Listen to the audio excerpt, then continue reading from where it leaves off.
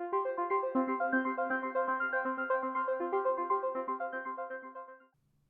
today's video, I'm going to give you a couple of tips on how you can save some money when you take the GED. I should say up front that you'll still probably end up paying a significant amount of money, but you only pay for each test as you take it. You don't have to pay it all at once. And there are some ways you can shave some of that money off of the total. So let's get to it. Tip number one, live in Connecticut or New York or Washington, D.C. The number one factor of how expensive your GED will be is where you live. Each state has a different pricing structure.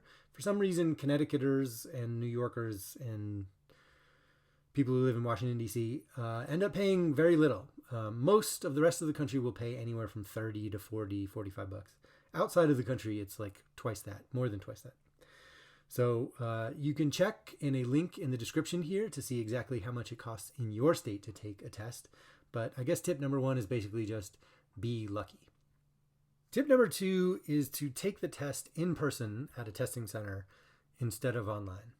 There are some states where it will be cheaper, $5 cheaper per test to take it at a testing center. But even if it costs the same, there is a requirement that you have to take and pass a ready test in order to qualify to take it online. And that could cost as much as $7 extra per test. I am a fan of taking the ready test. I think there's a lot of good reasons to do it, even if you don't need to qualify for the online test. But it is something to keep in mind.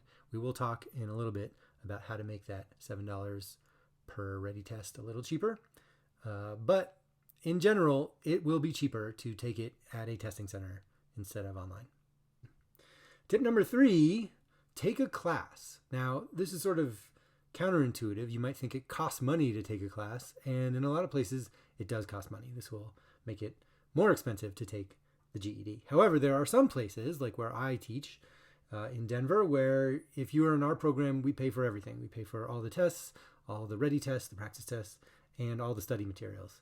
So I will have another link in the description that will let you look to see what classes are available in your area, and you can find out if any of them are as sweet as mine, and we'll make it the whole thing free. Tip number four, there are free resources out there. Use them. This is one of them. Congratulations, you are already being thrifty. You can also go to Late and Salt Learning, which is a math-focused program online. You can go to your local library. They have lots and lots of resources, including starting with textbooks that you can take out for free, but they sometimes have access to online study resources too. And there's a free calculator app. I made a short video about it called Calc 30.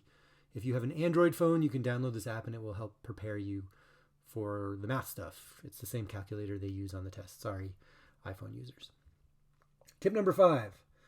There are promo codes out there. They only work on the ready tests, not on the real tests, but they can cut the price in half of your ready test. And if you go on Reddit or Facebook, sometimes they'll run specials on GED.com. You can just go to their website and get a discounted ready test. The ready tests are important for a bunch of reasons.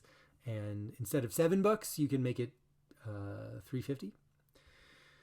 Tip number six, use old textbooks. Obviously, if you can get one from the library for free, that's the best deal. But if you're going to buy one from Walmart or Amazon, buy an old one because they're the same. Anything after 2014 is going to be good. That's when they last revised the test. And the text in the books are almost word for word identical from 2024 through 2014.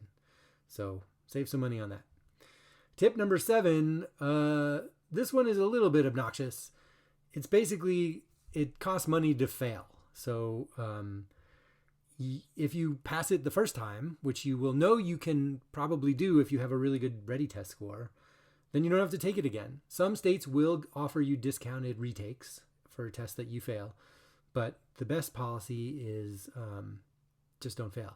That's so easy for me to say. This is, I thought about not even including this tip because it's obnoxious. I'm sorry. But yeah, that's just the way the world works. Don't fail. Tip number 8. This one, I hope I shouldn't need to include, but there have been scammers who post things on my videos. Maybe they'll even post below here. That would be cool. inviting you to send them money through WhatsApp or whatever to get a fake GED or a real GED or whatever it is. You're just giving away money. It's not going to make anything cheaper. It's just going to give you no GED and make your wallet lighter. All right, the final best advice, as always, it is totally free to subscribe to my channel and like every single video on it. Thanks for watching.